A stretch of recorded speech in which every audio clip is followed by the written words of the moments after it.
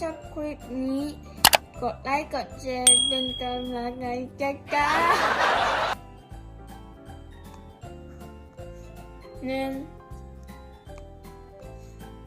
2 3 4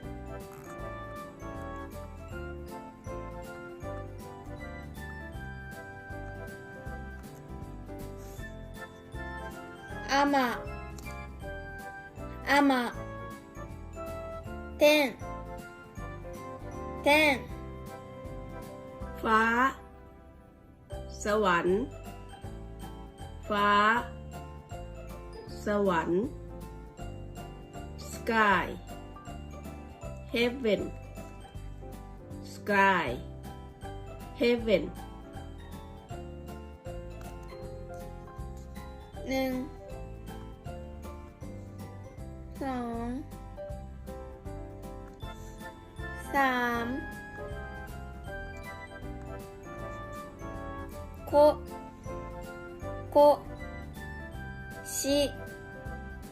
しเด็กลูกเด็กลูก child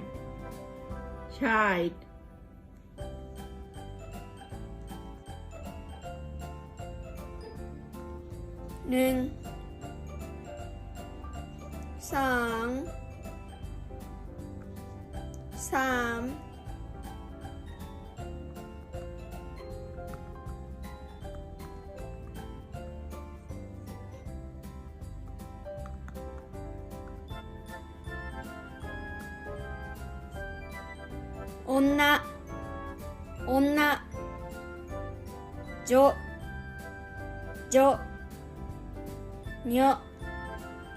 女ผู้หญิง woman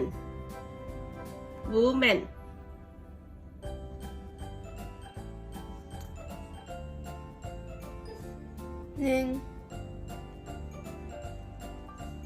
2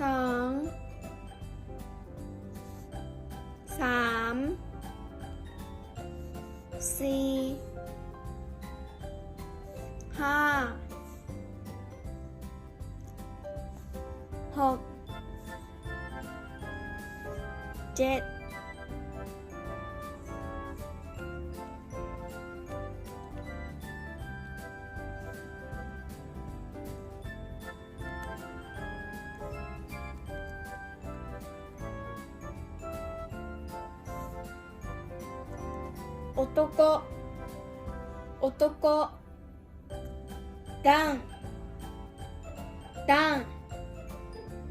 男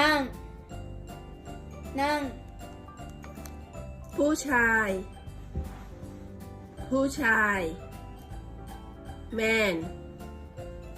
man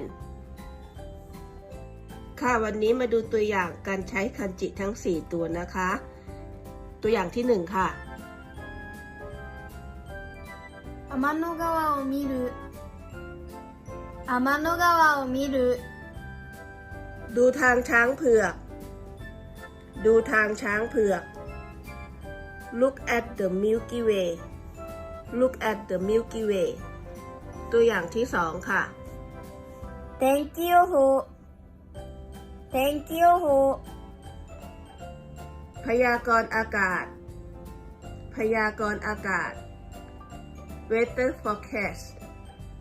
Weather forecast ตัวอย่างที่3ค่ะ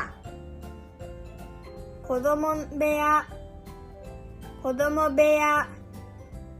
ห้องเลี้ยงเด็ก Nursery ตัวอย่างที่4ค่ะ2人の女の子เด็กผู้หญิง2 คน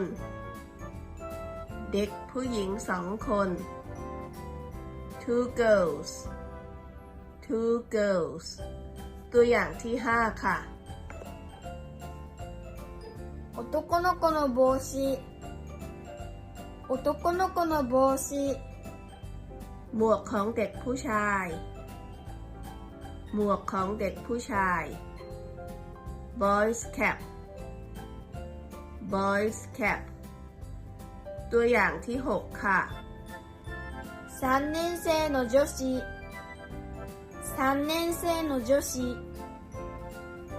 เด็กหญิงชั้นป.3 เด็กหญิงชั้นป.3 third grade girls third grade girls ตัวอย่างที่7ค่ะ1年生の男子1年生の男子เด็กชายป.1 เด็กชายชั้นป.1 first grade boy first grade boy ตัวอย่างที่8ค่ะ僕は長男です僕は長男ですผมเป็นลูกชายคนโต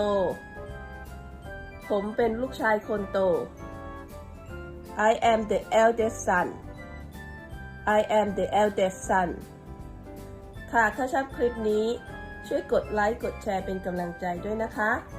バイバイまたね